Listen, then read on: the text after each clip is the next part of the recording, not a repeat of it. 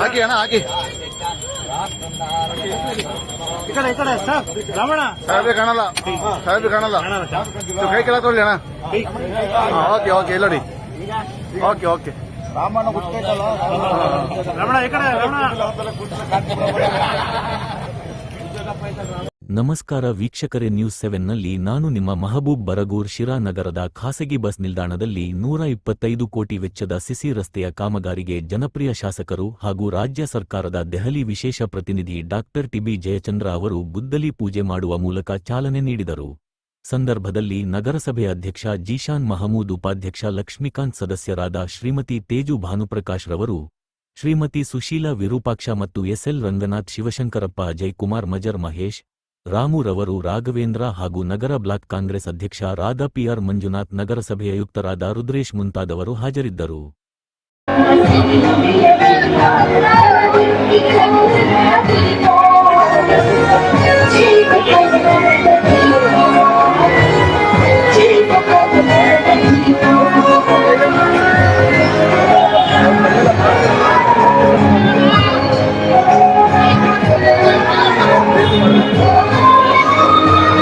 ಮೇಲೆ ಆಸೆಯಲ್ಲಿರುವ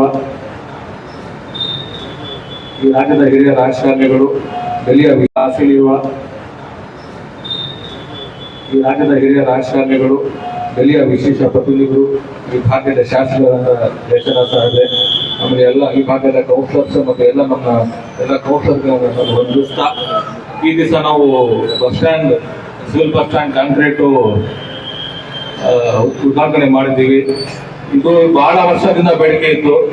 ಇಲ್ಲಿ ತುಂಬಾ ನೀರು ಮಳೆ ಬಂದಾಗ ಇಲ್ಲಂತೂ ಕಾರ್ಯಕ್ಕೆ ಆಗ್ತಾ ಇರಲಿಲ್ಲ, ಅಷ್ಟು ಇದಿತ್ತು. ನಾನು ಹೊಸ ಅಧ್ಯಕ್ಷ ಆಗುವಾಗೂ ಈ ಭಾಗದ ಜನ ತುಂಬಾ ಹೇಳಿದ್ರು. ತುಂಬಾ ವರ್ಷ ಪೆಂಡಿಂಗ್ ಇರೋ ಕೆಲಸ ನಾವು ಮಾಡಿದೀವಿ ನಮ್ಮ ಶಾಸಕರ ಮಾರ್ಗದರ್ಶನದಿಂದ. ಆಮೇಲೆ ಲೋಕಲ್ ಕೌನ್ಸಿಲರ್ಸ್ ರಾಮಣ್ಣಾದಿ, ಮುಖಂಡ ರಾಘವಣ್ಣಾದಿ, ನಾವೆಲ್ಲ 31 ಕೌನ್ಸಿಲರ್ ಸಹಾಯದಿಂದ ನಾವಿದು ಕೆಲಸ ಮಾಡ್ತಾ ಇದ್ದೀವಿ. ಆಮೇಲೆ ಇದು ತುಂಬಾ ನಾವು ಟೆಕ್ನಿಕಲ್ ಆಗಿ ನಾವು ಇಲ್ಲಿ ಮುಂದೆ ನಿಂತು, ನಾನು ಇಲ್ಲಿ ಲೋಕಲ್ ಕೌನ್ಸಿಲರ್ ರಾಮಣ್ಣಾಗಿ ನಾವೆಲ್ಲರೂ ನಿಂತು, ಎಲ್ಲ ಕೌನ್ಸಿಲರ್ಸ್ ನಿಂತು ನಾವು ಚೆನ್ನಾಗಿ ತುಂಬಾ ಚೆನ್ನಾಗಿ, ಯಾಕಂದ್ರೆ ಕೆಲಸ ಶಾಶ್ವತವಾಗಿ ಇರಬೇಕು. ಇವಾಗ ನಾವು ಇವತ್ತು ಇರ್ತೀವಿ, ಓದ್ತೀವಿ, ಅದೇ ನಾವು ಮಾಡೋದ್ ಕೆಲಸ ಶಾಶ್ವತವಾಗಿ ಇರಬೇಕು ಅಂತ ನಾವು ಮಾಡ್ತೀವಿ ಅಂತ ಹೇಳ್ತಾ ನನ್ನ ಮಾತು ಮುಗಿಸ್ತೀನಿ. ಜೈ ಹಿಂದ್, ಜೈ ಕರ್ನಾಟಕ.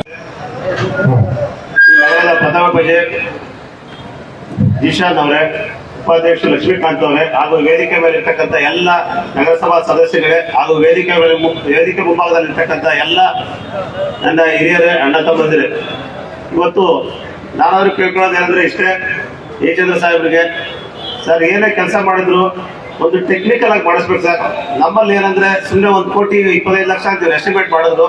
ಯಾಕಂದ್ರೆ ಈಗ ಸುಮ್ಮನೆ ನಾವೆಲ್ಲ ಬರ್ತೀವಿ, ಎಲ್ಲ ಕಾಮಗಾರಿ ಮಾಡಿದ್ಬಿಡ್ತೀವಿ, ಎಲ್ಲ ಪೂಜೆ ಮಾಡ್ತೀವಿ, ಹೋಗ್ಬಿಡ್ತೀವಿ. ಆದ್ರೆ ಆ ಕಷ್ಟ ಆಮೇಲೆ ನಾವೇ ಅನುಭವಿಸೋದು ಸರ್. ಯಾಕೆಂದ್ರೆ ನಮಗೆ ಮಳೆ ಬಂದ್ರೆ ನಿದ್ದೆ ಮಾಡಲ್ಲ ಸರ್. ನಾವು ಯಾವ್ದೋ ಈ ಶಿರಾ ಅಲ್ಲ, ತುಮಕೂರಿರ್ಲಿ ಬೆಂಗಳೂರಿರ್ಲಿ ಮಳೆ ಬಂದೈತೆ ಅಂತಂದ್ರೆ ಒಂದು 10 ಮನೆ 10 ಅಂಗಡಿಗಳಿಗೆ ನಾವೇ ಫೋನ್ ಮಾಡ್ತೀವಿ, ಸರ್ ನೀರೇನ ನುಗ್ತಾ ನೀರು ಬಂತ ಅಂತ. ಯಾಕೆಂದ್ರೆ ಇವತ್ತು ಈಗ ಬಸ್ ಸ್ಟ್ಯಾಂಡ್ ಅಲ್ಲಿ ಇಷ್ಟು ದಿನ ಆಗಿತ್ತು ಅಂದ್ರೆ ಎಲ್ಲ ಗುಂಡಿ ಗುದ್ರ ಆಯ್ತು, ನೀರಿಲ್ಲ, ಹಿಂಗ್ಬಿಟ್ಟಿದ್ರು ನೀರು.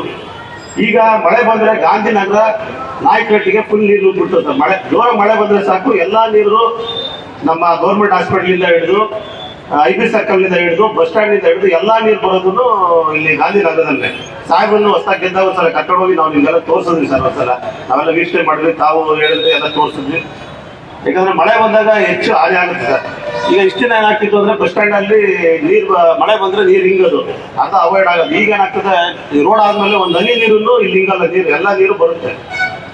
ಅದಕ್ಕೆ ನಾನು ಹೇಳಿದೆ ಸರ್, ಟೆಕ್ನಿಕಲ್ ಆಗಿ ಮಾಡ್ಬೇಕು. ಈಗ ಇದೆಲ್ಲ ನೀರು ಹೋದ್ಮೇಲೆ ಈಗ ನಮ್ಗೆ ಇನ್ನ ಅರ್ಧ ನೀರಷ್ಟು ಜಾಸ್ತಿ ಆಗ್ತದೆ ಸರ್. ಈಗ ಚರಂಡಿ ಎಲ್ಲ ಚರಂಡಿಗಳು ಓವರ್ಫ್ಲೋ ಆಗ್ತಾ ಇದಾವೆ, ರೋಡಲ್ಲೇ ಫುಲ್ ರೋಡ್ಗೆ ನೀರು ಹರಿತದೆ ಸರ್. ಹಂಗಾಗಿ ಇವ್ರಿಗೆ ನಮ್ಮ ಇಂಜಿನಿಯರ್ ಸಾಹೇಬ್ರಿಗೆ ಒಂದು ಒಳ್ಳೆ ಇನ್ಸ್ಟ್ರಕ್ಷನ್ ಕೊಡಿ ಸರ್. ಈಗ ಕೆಲಸ ಸುಮ್ಮನೆ ಆತಾತ್ರ ಮಾಡ್ಬಿಟ್ಟು ಸುಮ್ಮನೆ ಬಿಲ್ ತಗೊಳಕ್ ಆತಾತ್ರ ಮಾಡೋದು ಬೇಡ, ಟೆಕ್ನಿಕಲ್ ಆಗಿ ಮಾಡಿ ನಿಮ್ಗೆ ಹೆಸರು ಉಳಿಬೇಕು ಸರ್. ಯಾಕಂದ್ರೆ ಇವತ್ತು ಏನೋ ಒಂದು ಕೆಲಸ ಮಾಡ್ತಿದ್ರು ಶಾಶ್ವತವಾಗಿ ಅವ್ರ ಕೆಲಸ ಉಳಿಬೇಕು. ಯಾಕಂದ್ರೆ ಜನ ಅದನ್ನ ನೆನೆಸ್ತಾರೆ. ಈಗ ನಾವೇನೋ ಒಂದು ಮಾಡ್ಲಿ, ಏನಾದ್ರು ಒಂದು ಅರ್ಧಂಬರ್ಧ ಮಾಡ್ಬಿಟ್ವಿ ಅಂತಂದ್ರೆ ಜನ ನಮ್ಮನ್ನು ಬೈಕಂತಾರೆ. ಹಾಗಾಗಿ ದಯವಿಟ್ಟು ನಾನು ಅಧ್ಯಕ್ಷನು ಒಬ್ಬ ಸಾಹೇಬ್ರು ನಾವು ಇದು ಮಾಡಕ್ಕಲ್ಲ, ಯಾಕಂದ್ರೆ ಸಾಹೇಬ್ ಒಂದು ಇನ್ಸ್ಟ್ರಕ್ಷನ್ ಕೊಡ್ಲಿ, ನಾವು ಮುಂದೆ ನಿಂತ್ಕೊಳ್ತೀವಿ ಸರ್. ಅಂದ್ರೆ ಇಂಥ ಸಣ್ಣ ಪುಟ್ಟ ಸಮಸ್ಯೆ ಬಂದ್ರೆ ನಾವು ಅಧ್ಯಕ್ಷರು ಕಮಿಷನರ್ಗೆ ಹೇಳ್ತೀವಿ, ಕಮಿಷನರ್ ಅಧ್ಯಕ್ಷರು ಮುಂದೆ ನಿಂತು ಈ ಸಣ್ಣ ಪುಟ್ಟ ಮೇಲೆ ಬಂದು ಸಮಸ್ಯೆ ಬಗೆಹರಿಸ್ಕೊಳುತ್ತೆ. ಯಾಕಂದ್ರೆ ತಿರ್ಗಾ ನಾಳೆ ಪೂರ್ತಿ ನೀರು ತುಂಬಿಡುತ್ತೆ ಸರ್. ಇದು ಒಂದ್ಸಲ ಜೋರ ಮಳೆ ಬಂತು ಅಂದ್ರೆ ಗಾಂಧಿನಗರ, ರಂಗಪಾಳ್ಯ, ನಾಯಕಟ್ಟಿ ತುಂಬಾ ತುಂಬುತ್ತೆ. ಒಂದು 4-5 ಸೆಲ್ಲರ್ಗಳು ಬರೋ ಇದಾವೆ. ಎಲ್ಲ ಸೆಲ್ಲರ್ಗಳು ಎಲ್ಲ ತುಂಬಿಕೊಂಡು ನೀರು ಭಾರಿ ಇದಾಗುತ್ತೆ ಸರ್. ಹಾಗಾಗಿ ನಮ್ಮ ಇಂಜಿನಿಯರ್ ಒಂದು ಇನ್ಸ್ಟ್ರಕ್ಷನ್ ಕೊಡ್ತಾರೆ, ಕ್ಲೀನಾಗಿ ಟೆಕ್ನಿಕಲ್ ಆಗಿ ನೀರು ಬಂದಿದ್ದ ನೀರು ಹೆಂಗ್ ಹೋಗ್ಬೇಕು ಅಂತ ನೋಡ್ಬಿಟ್ಟು ಮಾಡ್ಲಿ. ಆಮೇಲೆ ಕಾಮಗಾರಿನೂ ಅಷ್ಟೇ, ಎಲ್ಲೂ ರಾಜಿ ಆಗ್ಬಾರ್ದು. ಇನ್ನ ಸ್ವಲ್ಪ ಎಕ್ಸ್ಟ್ರಾ ಆದ್ರೂ ದುಡ್ಡು ಹಾಕೊಂಡು ಕ್ಲೀನಾಗಿ ಸಿಸ್ಟಮ್ ಮಾಡ್ಬೇಕು ಅಂತ ಹೇಳ್ತಾ ಅಲ್ಲಿ ನೀರಿನ ಘಟಕ ಹೇಳಿದ್ವಿ. ನೀರಿನ ಘಟಕ ಈಗಾಗಲೇ ನಾವು ಅವ್ರಿಗೆ ಬೇರೆಯವ್ರಿಗೆ ಮೇಂಟೆನೆನ್ಸ್ ಕೊಟ್ಟಿದ್ದೀವಿ. ಅವ್ರ ಇನ್ಸ್ಟ್ರಕ್ಷನ್ ಕೊಟ್ಟು ಇನ್ನೂ ಚೆನ್ನಾಗಿ ಮಾಡ್ಲಿ. ಆಮೇಲೆ ಅದ್ರಲ್ಲಿ ಒಂದು ಬೋರ್ ಮಾಡಿಸ್ಬೇಕು ಸರ್. ಈಗ ಏನಾಯ್ತು ಅಂತಂದ್ರೆ ನಾವು ಟ್ಯಾಂಕರಲ್ಲಿ ನೀರು ಹೊಡ್ಕೊಂಡು ಇಲ್ಲಿ ಫಿಲ್ಟರ್ ಮಾಡ್ತಾ ಇದ್ದೀವಿ ಸರ್. ಫಿಲ್ಟರ್ ಮಾಡಿ ₹1, ₹2, ₹5 ಕ್ಯಾನ್ ಕೊಡ್ತಾ ಇದ್ದೀವಿ. ನಾನು ಸುಮಾರು ದಿವಸದಿಂದ ಅಧ್ಯಕ್ಷರಿಗೆ ಹೇಳಿದ್ದೀನಿ, ಇಲ್ಲಿಂದ ಅಧ್ಯಕ್ಷರಿಗೆ ಹೇಳಿದ್ದೀನಿ. ಒಂದು ನಮಗೆ ಬಸ್ ಸ್ಟ್ಯಾಂಡ್ಗೆ ಒಂದು ಕುಡಿಯೋ ನೀರಿಗೆ ಅಂತಲೇ ಒಂದು ಬೋರ್ ಹಾಕ್ಸ್ಕೊಟ್ರೆ ಅವ್ರಿಗೂ ಅನುಕೂಲ ಆಗ್ತದೆ. ಯಾಕಂದ್ರೆ ದಿನ ಅವ್ರು ಒಂದು ₹300 ಟ್ಯಾಂಕರ್ ಕೊಟ್ಟು ಹೊಡಿತಾರೆ. ಅದರಲ್ಲಿ ಅವ್ರಿಗೇನು ಉಳಿಯೋದಿಲ್ಲ, ದುಡ್ಡು ಉಳಿಯಲ್ಲ, ಸರ್ವಿಸ್ ಮಾಡ್ತಾವ್ರೆ. ನಮ್ಗೆ ಒಂದು ಪ್ರಜೆ ಒತ್ತಡಕ್ಕೆ ಸರ್ವಿಸ್ ಮಾಡ್ತಾ ಇದ್ದಾರೆ ಅಷ್ಟೇ. ಹಾಗಾಗಿ ನೆಕ್ಸ್ಟ್ ಒಂದು ಬೋರ್ನ ಹಾಕ್ಸ್ಕೊಟ್ಟು ಬಸ್ ಸ್ಟ್ಯಾಂಡ್ ಸುಧಾರಿತ ಮಾಡಿ ರಾಮನಗರ ಒಂದು ವಾಚರು ಇನ್ನೂ ಸುಮಾರು ಕೆಲಸಗಳಿದ್ದಾವೆ. ಅವೆಲ್ಲ ಒಂದೇ ಸಲ ಆಗಲ್ಲ, ಹಂತವಾಗಿ ಮಾಡೋಣ ಅಂತ ಹೇಳ್ತಾ ಈ ಕಾಮಗಾರಿ ಮಾಡ್ಕೊಂಡಿದ್ದಕ್ಕೆ ನಮ್ಮ ಶಾಸಕರಿಗೂ ಧನ್ಯವಾದ ಹೇಳ್ತಾ ನನ್ನ ಮಾತು ಮುಗಿಸ್ತೀನಿ. ರಸ್ತೆ ಕಾಮಗಾರಿ ಶಂಕುಸ್ಥಾಪನೆ ನಡೆಸಿದ ಕರ್ನಾಟಕ ರಾಜ್ಯ ಸರ್ಕಾರದ ಮಾಜಿ ಮಂತ್ರಿಗಳು, ಈಗಿನ ದೆಹಲಿಯ ವಿಶೇಷ ಪ್ರತಿನಿಧಿಯಾದಂಥ ನಾಯಕರಾದಂಥ ನಮ್ಮ ಟಿ.ಬಿ. ಜಯದೇವ್ ಸಾಹೇಬ್ರೆ, ಅದೇ ರೀತಿ ಪಟ್ಟಣದ ಪ್ರಥಮ ಪ್ರಜೆ ನಗರಸಭೆ ಅಧ್ಯಕ್ಷರಾದ ಜೀಶನ್ ಅಹಮದ್ ಅವರೇ, ರಾಘವೇಂದ್ರ ಅವರೇ, ತೇಜ್ ಅವರೇ, ನಗರಸಭೆಯ ಉಪಾಧ್ಯಕ್ಷ ಲಕ್ಷ್ಮೀಕಾಂತ್ ಅವರೇ, ಮಾಜಿ ಜಿಲ್ಲಾ ಪಂಚಾಯತ್ ಸದಸ್ಯರಾದ ಮಂಜಣ್ಣ ಅವರೇ, ನಾಮಿನಿ ಸದಸ್ಯರಾದ ಸುಶೀಲ್ ವಿಪಾಶ್ ಅವರೇ, ಶಂಕರಪ್ಪನವರೇ, ರಂಗಾಟ್ ಅವರೇ, ಪ್ರಮಾಣ್ ಅವರೇ, ಮಲ್ಲಾರ್ ಅವರೇ, ಬುರಾನ್ ಅವರೇ, ರಫೀಲ್ ಅವರೇ, ವಿಜಯಣ್ಣ ಅವರೇ ಹಾಗೂ ಪೌರಾಯುಕ್ತರೇ, ಅಭಿಯಂತರ ಕೆಂಚಪ್ಪನವರೇ, ಇಲ್ಲ ಸೇರುವ ಎಲ್ಲ ನಾಗರಿಕರೇ, ಸುಮಾರು 2006ನೇ ಇಸ್ವಿಯಲ್ಲಿ 17,000 ಮಂತ್ರಿಗಳ ಸಮಯದಲ್ಲಿ ಈ ಬಸ್ ಸ್ಟ್ಯಾಂಡ್ ಡಾಂಬರೀಕರಣ ಮಾಡಿದ್ವಿ. ಅದಾದ್ಮೇಲೆ ಅಲ್ಲಿವರೆಗಿಂದ ಇಲ್ಲಿವರೆಗೂ ಬಸ್ ಸ್ಟ್ಯಾಂಡ್ ಯಾವುದೇ ರೀತಿ ಅಭಿವೃದ್ಧಿ ಕಂಡಿರಲಿಲ್ಲ. ಅದನ್ನ ಪ್ರತಿ ಸಭೆಯಲ್ಲೂ ಗಲಾಟೆ ಮಾಡಲೇಬೇಕು ಅಂತ ಹೇಳಿದಾಗ ಈ ಸಣ್ಣ ಪುಟ್ಟ ತಾಟಾಪಟ್ಟಿ ಕೆಲಸ ಮಾಡೋದು ಬೇಡ, ಒಂದೇ ಸಲ ಮಾಡಿದ್ಮೇಲೆ ಶಾಶ್ವತ ಕಾಮಗಾರಿ ಇರಬೇಕು ಅಂತ ಹೇಳಿ ಮಾನ್ಯ ಸದಸ್ಯರು ಮತ್ತು ಶಾಸಕರಾದಂಥ ಅವರ ಮಾರ್ಗಸೂಚನೆ ಮೇಲೆ ಬಹುದೊಡ್ಡ ಮೊತ್ತವನ್ನು ₹1,20,000 ಅಂದಾಜು ಪಟ್ಟಿ ತಯಾರು ಮಾಡಿ, ₹1,20,20,00,000 ಅಂದಾಜು ಪಟ್ಟಿಯನ್ನು ತಯಾರು ಮಾಡಿ ಆ ಕಾಮಗಾರಿನ ಇವತ್ತು ಶಂಕುಸ್ಥಾಪನೆ ಮಾಡಿದ್ದಾರೆ. ಆ ಕಾಮಗಾರಿಗೆ ನಮ್ದೊಂದು ಮನವಿ ಏನಂತಂದ್ರೆ, ಯಾವುದೇ ರೀತಿ ರಾಜಿ ಆಗ್ದಂಗೆ ಮಾನ್ಯ ಪೌರಾಯುಕ್ತರು, ಅಭಿಯಂತರರು ಯಾವುದೇ ರೀತಿ ಎಲ್ಲೂ ರಾಜಿ ಆಗ್ದಂಗೆ ಒಂದು 15-20 ವರ್ಷ ಮುಂದೆ ಆಲೋಚನೆ ಮಾಡಿ ಕಾಮಗಾರಿ ಮಾಡಿಸ್ಬೇಕು.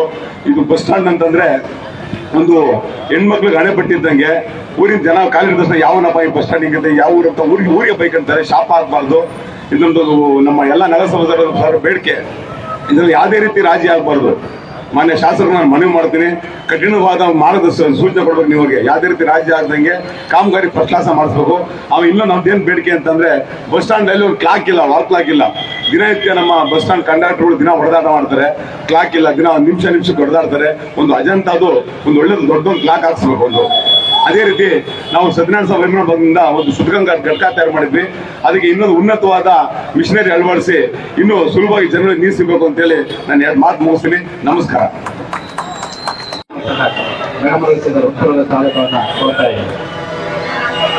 ವೇದಿಕೆ ಮುಂಭಾಗದಲ್ಲಿ ಇರ್ತಕ್ಕಂತಹ ನಮ್ಮ ಎಲ್ಲ ಪತ್ರಿಕಾ ಮಾಧ್ಯಮ ಮಿತ್ರರು ಮತ್ತು ಸಾಮಾಜಿಕ ಮಾಧ್ಯಮದ ಮಿತ್ರರು ಸಹಿತ ಆಗಮಿಸಿದ ತಮ್ಮ ಸಹಿತ ಹೃತ್ಪೂರ್ವಕ ಸ್ವಾಗತವನ್ನು ಕೋರ್ತಾ ಇದ್ದೇನೆ. ಹಾಗೆಯೇ ನಮ್ಮ ಎಲ್ಲ ಮುಖಂಡರುಗಳು, ಸಾರ್ವಜನಿಕ ಬಂಧುಗಳು ಹಾಗೂ ನಮ್ಮ ನಗರಸಭೆಯ ಎಲ್ಲ ಅಧಿಕಾರಿ ಮಿತ್ರರು, ನೌಕರ ವರ್ಗದವರು ಸಹಿತ ಆಗಮಿಸಿದ ತಮ್ಮೆಲ್ಲರೂ ಸಹಿತ ಹೃತ್ಪೂರ್ವಕವಾದ ಒಂದು ಸ್ವಾಗತವನ್ನು ಕೋರುತ್ತಾ ಈ ಕಾರ್ಯಕ್ರಮವನ್ನು ಉದ್ಘಾಟನೆ ಮಾಡಬೇಕು ಅಂತ ಹೇಳ್ಬಿಟ್ಟು ಕೇಳ್ಪಟ್ಟೆ.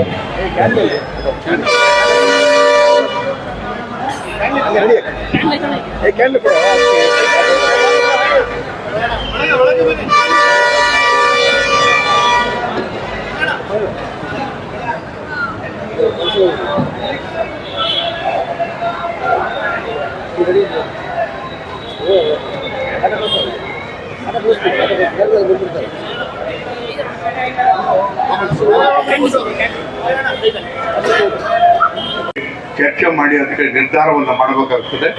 ನಿರ್ಧಾರ ಮಾಡಿದ್ರೆ ನಿರ್ಧಾರದಂತೆ ನಡೆಯುವಂತ ರೀತಿಯಲ್ಲೂ ಕೂಡ ಇರಬೇಕಾಗ್ತದೆ. ನಾವೆಲ್ಲ ಒಂದು ಕಡೆಗೆ ನಗರದ ಸೌಂದರ್ಯವನ್ನು ಹೆಚ್ಚು ಮಾಡಬೇಕಾದಾಗ, ರಸ್ತೆ ಅಗಲ ಮಾಡಬೇಕಾದಾಗ ನಾನು ಈಗಾಗಲೇ ಯೋಚನೆ ಮಾಡಿದ್ದೇನೆ. ನಮ್ಮ ಸಿರಾ ಎಂಟ್ರೆನ್ಸ್ ಇಂದ ಹಿಡಿದು ನಮ್ಮ APMC ಅವ್ರಿಗೂ ಕೂಡ ಇವತ್ತು ರಸ್ತೆಯನ್ನು ಅಗಲ ಮಾಡಬೇಕು ಅಂತಕ್ಕಂಥದ್ರ ಬಗ್ಗೆ ಕೂಡ ನಾನು ಹಣಕಾಸಿನ ಮೂಲವನ್ನು ಕಂಡಿದ್ದೇನೆ. ಅದು ಮಾಡುವಂಥ ಕೆಲಸವನ್ನು ಮಾಡ್ತೇನೆ. ಈಗ ಐಬಿಯಿಂದ ಹಿಡ್ಕೊಂಡು ಕೊಟ್ಟಾದವ್ರಿಗೂ ಕೂಡ ಅದಕ್ಕೆ ರಸ್ತೆ ಬಹಳ ವಿಶಿಷ್ಟವಾದಂಥ ರೀತಿಯಲ್ಲಿ ಅದು ಬಹಳ ಸೌಂದರ್ಯವಾಗಿರ್ತಕ್ಕಂಥ ರೀತಿಯಲ್ಲಿ ಆ ರಸ್ತೆನೂ ಕೂಡ ಬರ್ತದೆ. ಅದೇ ರೀತಿಯೂ ಕೂಡ ಈ ರಸ್ತೆಗಳನ್ನ ಮಾಡಬೇಕಾಗ್ತದೆ. ಅದು ಮಾಡಿದಾಗ ಮಾತ್ರ ಅದಕ್ಕೆ ಅನೇಕ ರೀತಿಯಾದಂಥ ಸಹಕಾರಗಳು ಬೇಕಾಗ್ತದೆ. ನಾನು ಮೊನ್ನೆ ಬೆಳಗಾಂನಲ್ಲಿ ಸದನ ನಡೆಯುವಂಥ ಸಂದರ್ಭದಲ್ಲಿ ನಮ್ಮ ಕೌನ್ಸಿಲರ್ಗಳು ಎಲ್ಲರೂ ಕೂಡ ಭಾಳಷ್ಟು ಜನ ಬಂದಿದ್ರು. ನಾನು ಅಲ್ಲಿ ಫುಡ್ ಪಾರ್ಕ್ ಯಾವ ಥರ ಇದೆ ಬೆಳಗಾಂನಲ್ಲಿ ಅಂತಕ್ಕಂಥದ್ದನ್ನು ತೋರಿಸ್ಕೊಂಡು ಬಂದೆ. ಎಲ್ಲರೂ ಕೂಡ ಅಭಿನಯಿಸಪಟ್ಟರು. ನಾವು ಕೂಡ ಅದೇ ರೀತಿಯಾಗಿ ಮಾಡಬೇಕು ಇಲ್ಲಿ ಸಿರಾದಲ್ಲಿ ಇರ್ತಕ್ಕಂಥದ್ದು. ಈ ರೀತಿಯಾಗಿರ್ತಕ್ಕಂಥ ಅನೇಕ ರೀತಿಯಾದಂಥ ಚಿಂತನೆಗಳು ನಮ್ಮಲ್ಲಿ ಇದ್ದಾವೆ ಅಂತಕ್ಕಂಥ ಮಾತನ್ನು ಹೇಳಿ, ನಮ್ಮೆಲ್ಲರ ಜವಾಬ್ದಾರಿ ನಗರದ ಸೌಂದರ್ಯವನ್ನು ಕಾಪಾಡ್ತಕ್ಕಂಥದ್ದು ಮತ್ತು ಎಲ್ಲ ಒಂದು ಕಡೆ ಜನಜಂಗುಳಿ ಇಲ್ಲದೆ ಇರತಕ್ಕಂಥ ರೀತಿಯಲ್ಲಿ. ಆಮೇಲೆ ಒಂದು ಭಾಳ ಮುಖ್ಯವಾಗಿ ಅಂತಂದರೆ ಇಲ್ಲಿ ಟ್ರಾಫಿಕ್ ಅಂದರೆ ಸಹ ಅದು ಡಿಸಿಪ್ಲಿನ್ ಇಲ್ಲವೇ ಇಲ್ಲ. ನೀವು ಡಿಸಿಪ್ಲಿನ್ ಇಲ್ಲ, ಆ ಡಿಸಿಪ್ಲಿನ್ ತರೋದಕ್ಕೂ ಸಾಧ್ಯ ಆಗ್ತಾ ಇಲ್ಲ. ಯಾರಾದರೂ ಪೊಲೀಸರೊಬ್ಬರನ್ನ ಮೋಟರ್ ಸೈಕಲ್ ಹಿಡ್ಕೊಂಡ್ರು ಅಂದರೆ 10 ಫೋನ್ ಬರ್ತವೆ.